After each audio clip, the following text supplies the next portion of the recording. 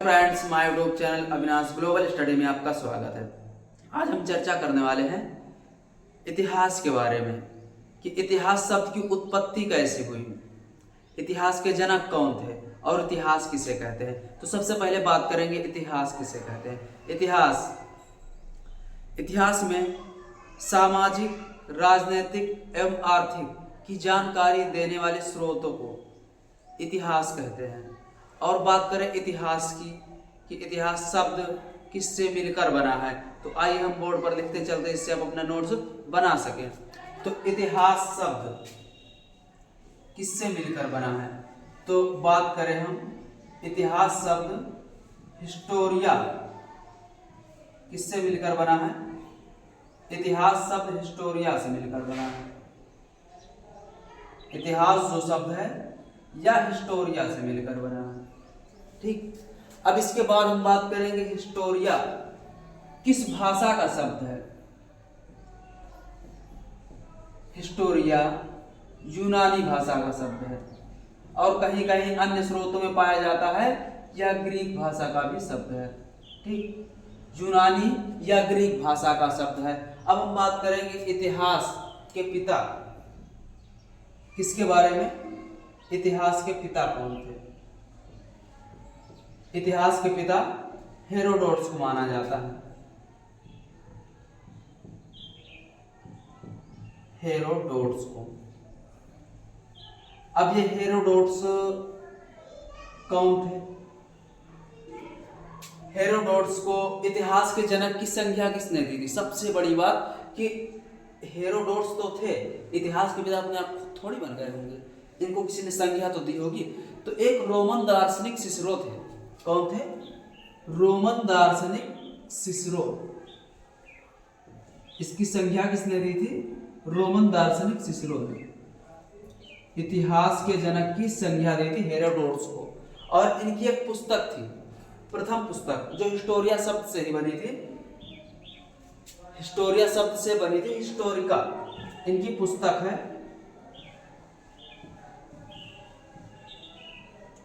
पुस्तक है हिस्टोरिका।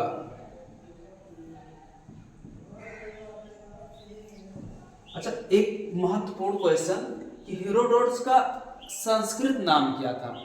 कई एग्जामों में आ चुका है, बहुत सारे लोग इसको गलत करके आ गए हैं। इसका संस्कृत नाम, हेरोडोटस का जो संस्कृत नाम है हरिदत्त। क्या है। हरिदत्त। इसका संस्कृत नाम जो है हरिदत्त है। अब बात हो गई यहां। अब बात करते हैं हिस्टोरिया। हिस्टोरिया का अर्थ क्या होता है। हिस्टोरिया का अर्थ, इसका अर्थ होता है खोजों से प्राप्त ज्ञान। खोजों से प्राप्त ज्ञान। इतना तो समझ में आ गया होगा दोस्तों कि इतिहास शब्द की उत्पत्ति कहां से हुई थी। इतिहास शब्द किस शब्द से मिलकर बना था, तो हिस्टोरिया शब्द से। हिस्टोरिया यूनानी या ग्रीक भाषा का शब्द है। इसका अर्थ होता है खोजों से प्राप्त ज्ञान। इतिहास के पिता हेरोडोटस।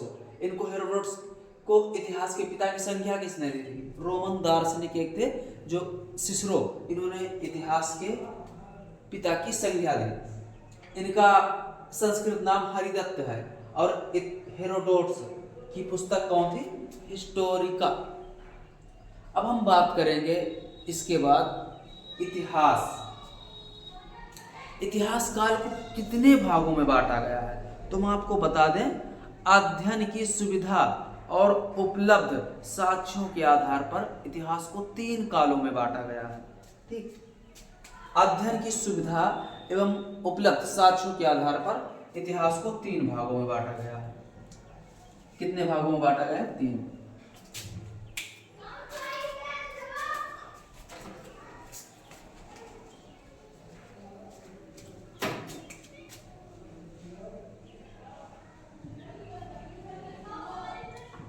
इतिहास काल को कितने भागों में बांटा गया है। 3 भागों में। ठीक, कौन कौन से काल हैं? इसको यहां से नहीं, इसको मिटा देते हैं।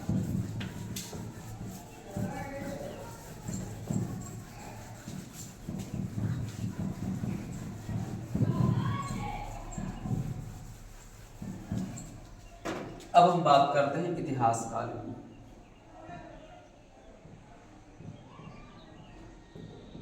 इतिहास काल को अध्ययन की सुविधा हेतु 3 कालों में बांटा गया है। वह कौन कौन से काल हैं? एक तो आपको हम बात कर दें प्रागैतिहासिक काल।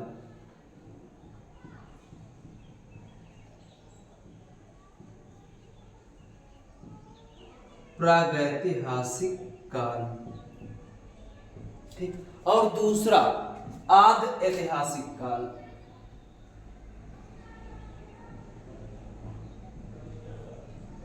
आद ऐतिहासिक काल।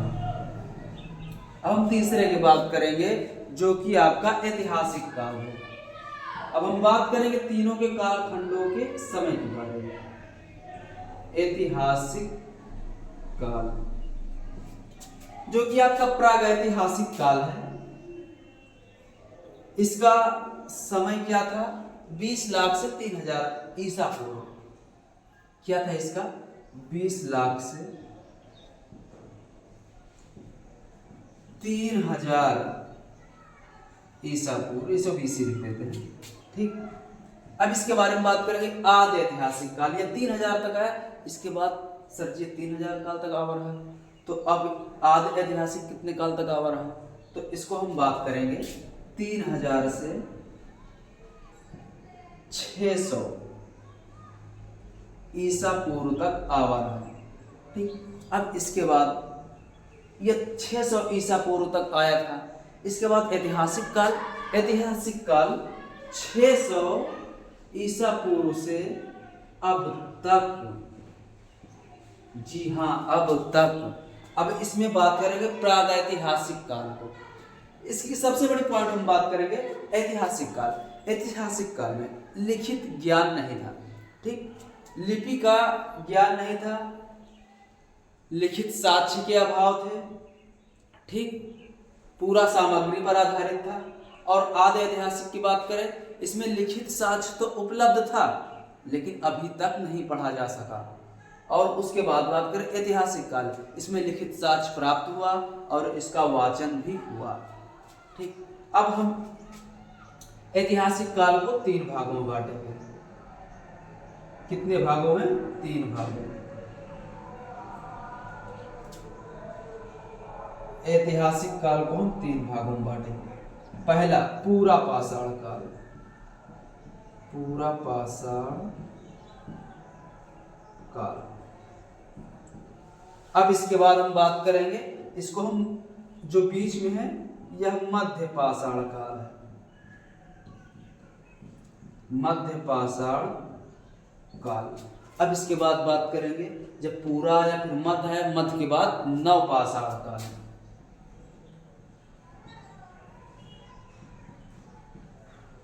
नव पाषाण काल, ठीक। अब इसकी हम मेन बातें करें कि एग्जाम में पूछा क्या जाता है कि पूरा पाषाण से क्या मिला, मध्य पाषाण से क्या मिला, नव पाषाण से कौन से साक्ष्य मिले। तो हम बात करेंगे पूरा पाषाण काल की। पूरा पाषाण काल में ज्यादा नहीं मिला। पूरा पाषाण काल में लोग शिकार पर आश्रित थे। किस पर? शिकार पे। अपना भोजन शिकार करके बनाते थे, ठीक। शिकार करते थे, पहले शिकार करके कच्चे मांस खा जाते थे। अब उसके बाद क्या हुआ? धीरे धीरे आग की खोज हुई। आग की खोज हुई तो लोग उसको मांस को पकाकर खाने लगे। और जब सब्जी पका कर खाने लगे तो उसके बाद क्या हुआ? कुछ जानवरों के ऊपर दया आ जाती थी, बेचारे तो क्या करते थे? उसी को पाल लेते थे। धीरे धीरे जब पाषाण काल से जब नए युग में आए, थोड़ा सा बढ़े, जब पालने लगे तो इसमें क्या हुआ? इसमें आग की खोज भी हुई थी ना, आग की खोज हुई थी और उसका प्रयोग भी इसी काल में होने लगा। अब मध्य पाषाण काल से कहा हुआ, अब मध्य पाषाण काल में अब यहाँ पे शिकार करते थे, अपना पेट पालते थे, और उसके बाद आग की खोज हुई। धीरे धीरे जानवर पर जब दया आने लगी तो इन्होंने कहा कुछ जानवरों को हम पाल लेते हैं। तो क्या किया, मध्य पाषाण काल में पशुपालन स्टार्ट कर दिया। अब इसमें पशुपालन स्टार्ट होगा तो अब उसके बाद क्या हुआ, जब पशुपालन हो गया तो इनका फायदा भी उठावे लगे। और फायदा कब उठावे लगे सर जी, फायदा उठावे लगे तो क्या करें, कृषि करे लगे। अब यहाँ पे नव पाषाण धीरे धीरे ऐसे नहीं पहुंच, जैसे जैसे खोज होती गई, जैसे जैसे नवा युग आता गया, अब ये नव पाषाण काल में पहुंच गए। यहाँ पर क्या हुआ सर जी, यहाँ पर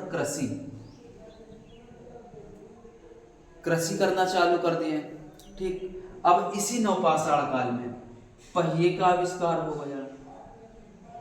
किसका आविष्कार हो गया, पहिए। सर जी पहिए का आविष्कार हो गया। अब जब कृषि करने लगे और पहिए का आविष्कार होने लगा तो स्वाभाविक सी बात है, आप अगर कृषि करोगे, अपने गांव में खेती करोगे, अब जब खेती कर रहे हो तो उसके बाद क्या कियोगे, वहीं पर तो रहोगे, अब दूर दूर तो भागोगे नहीं। अब जब कृषि करने लगे, पहिए का आविष्कार हो गया, कृषि करने अपने गांव में रहें, तो रहने के बाद वही जगह स्थायी प्रवृत्ति होने लगी। तो लोगों के मन में स्थायी प्रवृत्ति आने लगी। अब यहीं से स्थायी प्रवृत्ति, स्थायी निवास, ठीक, स्थायी निवास की प्रवृत्ति होने लगी। सर जी अब आप कहोगे कितने सर जी बता रहे हो, तो इतने ना बताइए। अभी के बाद हम एक हेडिंग डालेंगे पूरा पाषाण काल की। तो पूरा पाषाण में होई का प्रमुख स्थल के बारे में बात करेंगे। उसके बाद पहले हम बात कर लें आदि ऐतिहासिक काल, इसको हम बाद में भी देख लेंगे। आदि ऐतिहासिक काल में क्या हुआ, देखो सिंपल सी बात, जब इसका वाचन नहीं हुआ तो थोड़ा दिमाग लगाओ। अभी तक हड़प्पा सभ्यता का भी तो वाचन नहीं हुआ, जो लिपियां पाई गई हैं और लिखित जो साक्ष्य पाए गए हैं। तो आदि ऐतिहासिक काल में आपका आ जाता है हड़प्पा सभ्यता आपकी आदि ऐतिहासिक काल की ही थी। और इसमें वैदिक काल भी आ जाता है, वैदिक काल जब पुराणों का आविर्भाव हुआ। अब उसके बाद बात करें ऐतिहासिक काल, तो ऐतिहासिक काल को हम 3 भागों में बांट सकते हैं।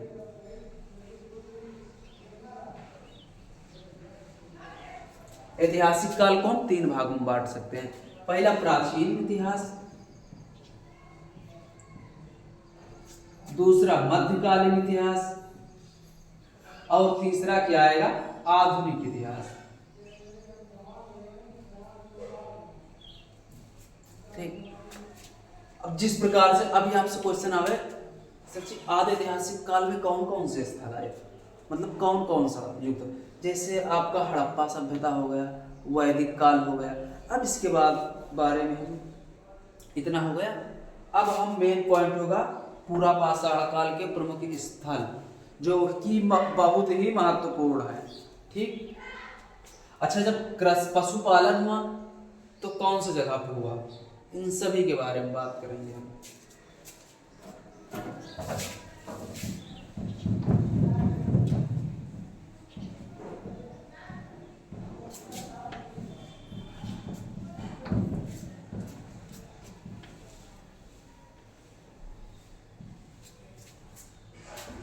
अब हम बात करेंगे पूरा पाषाण काल की।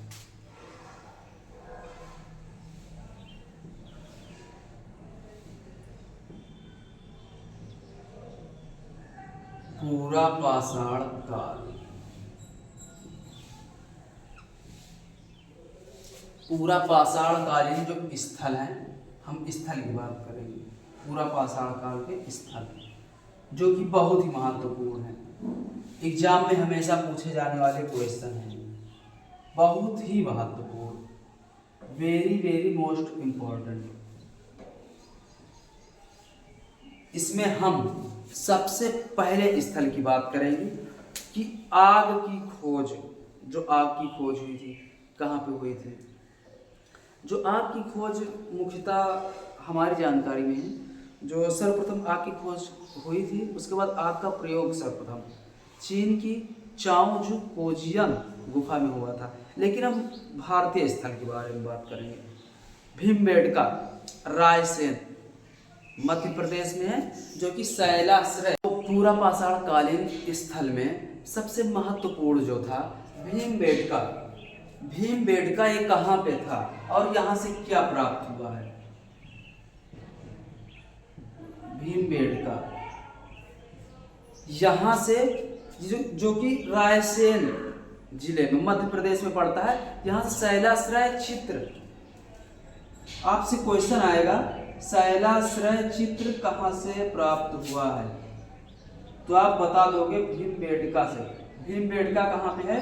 मध्य प्रदेश, एमपी, मध्य प्रदेश, जो कि रायसेन जिला में। चलिए शैलाश्रय चित्र क्या है? जो पत्थरों पर चित्र अंकित थे वह था। अब इसके बाद बात करेंगे हम दूसरा स्थल हथनौरा की। सर जी हथनौरा, यह हथनौरा कहाँ पे था और यहाँ से क्या प्राप्त हुआ है? तो सबसे बड़ा बात मनुष्य के जीवाश्म का पता चला कि मनुष्य के जीवाश्म का हथनौरा नर्मदा घाटी, नर्मदा घाटी में हथनौरा से मनुष्य का जीवाश्म का साक्ष्य मिला है। मनुष्य के जीवाश्म, जीवाश्म कहां से प्राप्त हुआ है? नर्मदा घाटी।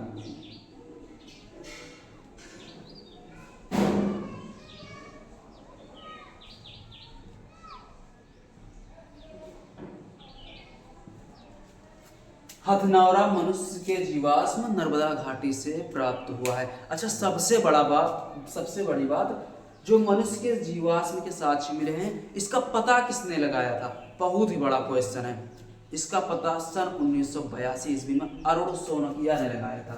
इसका पता जो लगाया था 1982 ईस्वी में कौन थे?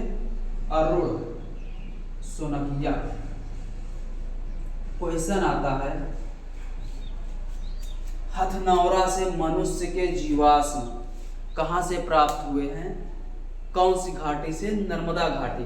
इसका पता किसने लगाया था? तो 1982 ईस्वी में अरुण सोनकिया ने। अब हम बात करेंगे अतिरमपक्कम। अतिरमपक्कम कहां से, कहां का स्थल है? तो हम बात करेंगे अतिरमपक्कम की। तो अतिरमपक्कम मद्रास में पाया गया था। आपसे क्वेश्चन आता है अतिरमपक्कम कौन से काल में पाया गया था? मतलब अतिरमपक्कम मद्रास में कौन से काल का साक्ष्य है? तो पूरा पाषाण काल। अतिरमपक्कम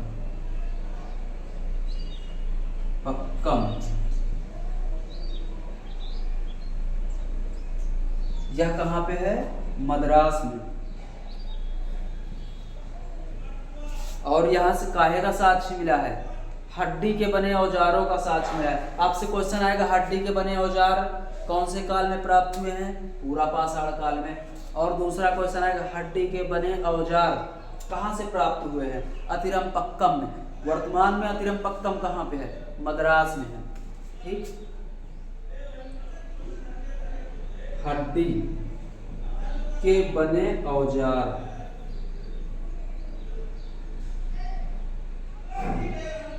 हड्डी के बने औजार। अब इसके बाद हम बात करेंगे मध्य पाषाण काल की, कि मध्य पाषाण से कौन कौन से स्थल प्राप्त हुए हैं। ठीक, इसमें 3 आपके महत्वपूर्ण हो गए। इसके बाद हम बात करेंगे मध्य पाषाण काल। मध्य पाषाण काल, इसका समय बताया था 20 लाख ईसा पूर्व से 3000 ईसा पूर्व। अब मध्य पाषाण काल का वह 3000 पे खत्म हो गया। तो सिंपल सी बात है 3000 से शुरुआत होता है और 600 ईसा पूर्व तक रहता है। इसका बहुत ही महत्वपूर्ण क्वेश्चन क्या है? सबसे महत्वपूर्ण क्वेश्चन है यहाँ से पशुपालन के जो साक्ष्य मिले थे, कहाँ से मिले थे? आदमगढ़। जो भी भीमबेटका आपको मिला था वह भी मध्य प्रदेश से था। अब यहाँ पे पशुपालन के जो साक्ष्य मिले हैं आदमगढ़, आदमगढ़ यह कहाँ पे है? मध्य प्रदेश में। यहाँ से कौन से साक्ष्य मिले हैं? पशुपालन के। काहे के साक्ष्य मिले हैं? पशुपालन के। अब इसके बाद हम बात करेंगे महदहा। महदहा कौन सा स्थल है? आदमगढ़ हो गया। अब महदहा, महदहा कहाँ पे है? प्रतापगढ़। प्रतापगढ़ आपके कौन? ये यूपी वाला। और यहां से क्या मिला है? यहां से युगल समाधान के साक्ष्य मिले हैं। आदमी और स्त्री के सब एक साथ मिले हैं। आदमी प्लस स्त्री के सब एक साथ साक्ष्य मिले हैं, एक साथ मिले हैं। और उसके बाद सर जी महदहा से आदमी और स्त्री के एक साथ साक्ष्य मिले हैं। अब इसके बाद और ट्विस्ट वाली बात है, सराय नाहर राय। सराय नाहर राय, हम सिर्फ सराय नाहर लिखते हैं। सराय नाहर, यहां से क्या मिला? अभी तक देख लो 2 लोग पड़े रहे हमारे एक साथ। अब यहां पे देखियो 3 लोग एक साथ पड़े हैं। 3 लोग एक साथ, 300 एक साथ, 300 एक साथ। अब इसके बाद सराय नाहर राय हो गया। चौथा प्रमुख स्थल है बागौर। बागौर कहाँ का है? आपके राजस्थान का।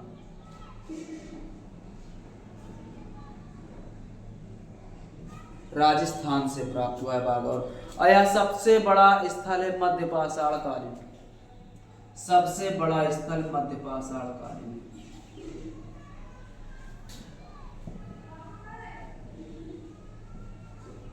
जो कि मध्य पाषाण काल का सबसे बड़ा स्थल। एक बार इसको हम रिवाइज कर देते हैं। पूरा पाषाण काल, पूरा पाषाण काल में भीमबेटका, यहाँ से शैलाश्रय चित्र मिले हैं। कहाँ से? शैलाश्रय जो चित्र मिले हैं कहाँ से? मध्य प्रदेश से। अब उसके बाद हथनौरा, मनुष्य के जीवाश्म के साक्ष्य मिले हैं हथनौरा से, जो कि नर्मदा घाटी। अच्छा, इसके खोज को करिस रहा है, इसे खोज की रहा है 1982 में अरुण सोनकिया। ठीक। अब उसके बाद अतिरम पक्कम, तीसरा स्थल। हड्डी के बने औजार कहाँ से मिला रहा है? अतिरम पक्कम से। कहाँ पर है? मद्रास में। ठीक। अब उसके बाद हम बात करें मध्य पाषाण काल। मध्य पाषाण काल में आदमगढ़ मध्य प्रदेश में, यहाँ से पशुपालन के साक्ष्य मिला रहा है। अब उसके बाद महदहा, महदहा प्रतापगढ़ में है। आदमी प्लस स्त्री के साथ, स्त्री है एक साथ सब, मतलब युगल समाधान कह सकते हैं। अब इसके बाद हम बात करेंगे सराय नाहर राय, 300 एक साथ प्राप्त हुए हैं। अब इसके बाद बागौर, जो कि मध्य पाषाण कालीन सबसे बड़ा स्थल बागौर है। सबसे बड़ा स्थल बागौर है, 300 एक साथ मिले हैं। अब इसके बाद हम बात करेंगे किसकी? पूरा पाषाण काल हो गया, मध्य पाषाण काल हो गया। अब हम नव पाषाण के काल की बात करेंगे।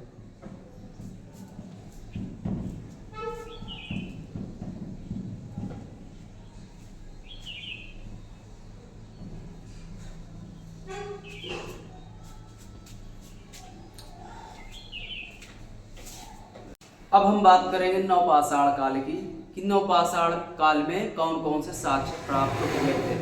तो नवपाषाण कालीन स्थल, नवपाषाण काल, नवपाषाण काल का के प्रमुख स्थल। अब पूरा पाषाण काल हो गया, मध्य पाषाण काल हो गया, नवपाषाण काल। नवपाषाण काल के चावल के सर्वप्रथम साक्ष्य कहां से प्राप्त हुए? सबसे बड़ा क्वेश्चन, चावल के सर्वप्रथम साक्ष्य जो कोल्डिहिवा है, कोल्डिहिवा एग्जाम में आता है। कोल्डिहिवा कहां पे है? प्रयागराज में।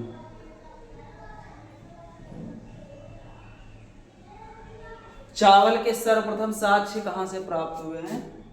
चावल के सर्वप्रथम साक्ष्य, चावल के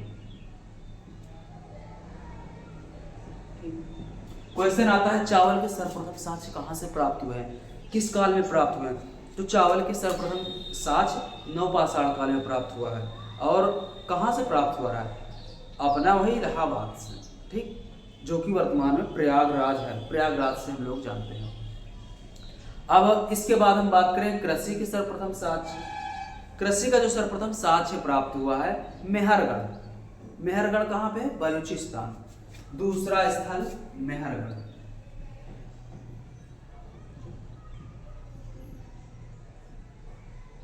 मेहरगढ़ से कृषि के सर्वप्रथम साक्ष्य प्राप्त हुए। सर्वप्रथम साक्ष्य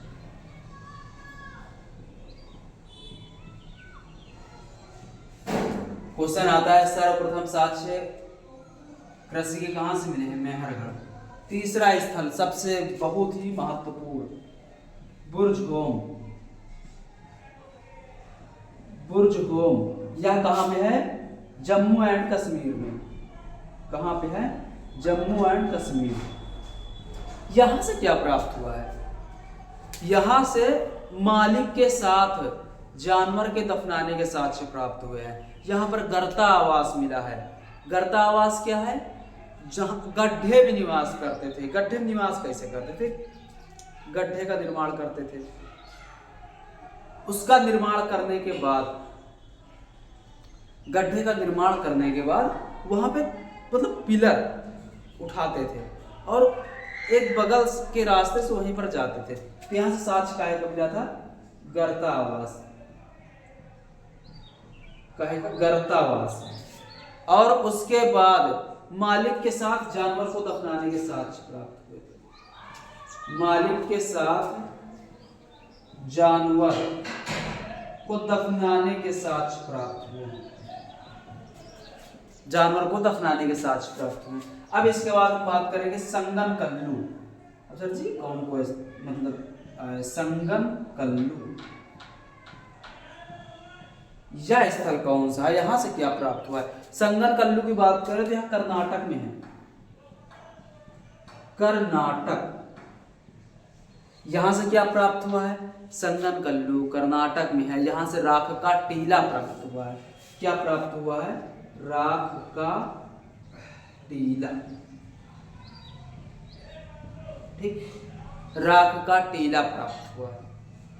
इतना हो गया आपका पूरा पाषाण काल, मध्य पाषाण काल, नवपाषाण काल समाप्त हो गया है। अब हम बात करेंगे आदि ऐतिहासिक काल। तो आदि ऐतिहासिक काल में बताना क्या है, आदि ऐतिहासिक काल में प्रमुख है, आदि ऐतिहासिक काल में वैदिक सभ्यता थी, हड़प्पा सभ्यता आदि ऐतिहासिक काल की घटना है। अब उसके बाद हम बात कर लेते हैं, उसमें हम हड़प्पा सभ्यता पढ़ लेंगे, वैदिक सभ्यता पढ़ लेंगे। हम बात करेंगे जो कि आपका ऐतिहासिक काल। ऐतिहासिक काल, ऐतिहासिक काल को कितने भागों में बांटा गया है, भारतीय ऐतिहासिक काल को कितने भागों में बांटा गया है। ऐतिहासिक काल में सबसे पहले हम बात करेंगे भारतीय इतिहास की।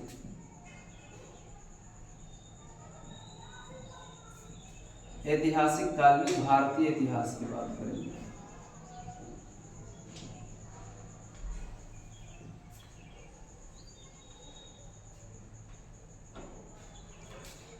काल के अंतर्गत आता है भारतीय इतिहास। भारतीय इतिहास को हम कितने भागों में बांटेंगे, 3 भागों में। पहला जो आपका है प्राचीन भारत,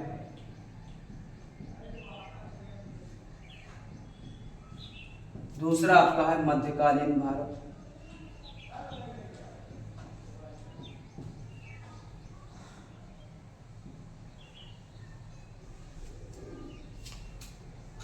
तीसरा आपका जो है मध्यकालीन भारत के बाद हो गया आपका आधुनिक भारत।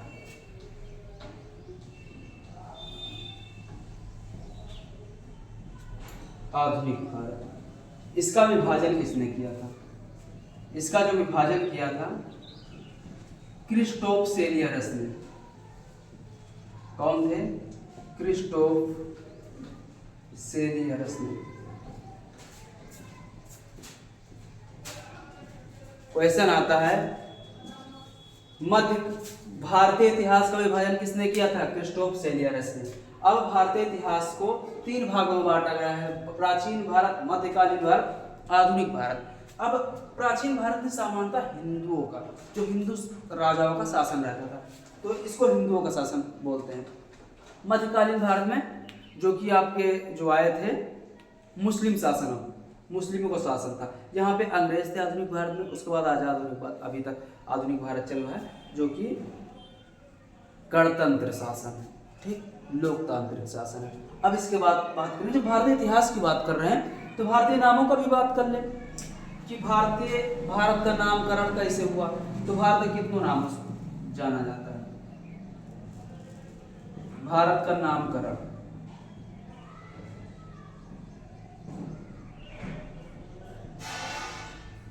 जब भारत की बात ही कर रहे हैं तो भारत का नामकरण कैसे हुआ?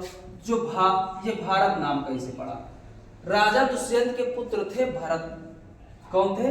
राजा दुष्यंत, दुष्यंत के पुत्र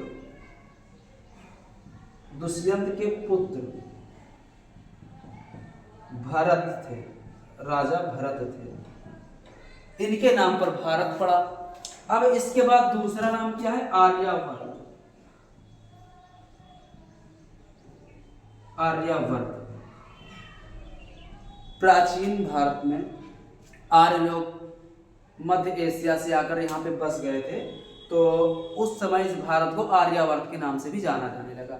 अब उसके बाद बात करें हम पुराणों, तो पुराणों में इसे जम्बूद्वीप के नाम से जाना जाता है। जम्बू का मतलब होता है क्या? जम्बूद्वीप, ठीक। जम्बूद्वीप का मतलब क्या होता है? जम्बू का मतलब जामुनों का द्वीप, द्वीप तो द्वीप होता है, जामुनों का द्वीप, जामुनों का गुच्छा। तो भारत पहले जामुनों का द्वीप था, ठीक, जामुन के पेड़ वगैरह देखते हो, इससे जम्बूद्वीप नाम पड़ा पुराणों में इसलिए। अब इसके बाद बात करें इंडिया नाम कैसे पड़ा? इंडिया नाम कैसे पड़ा? इंडिया नाम इसलिए पड़ा, सिंधु के लोग, सिंधु को जो यूनानी आए थे, यूनानी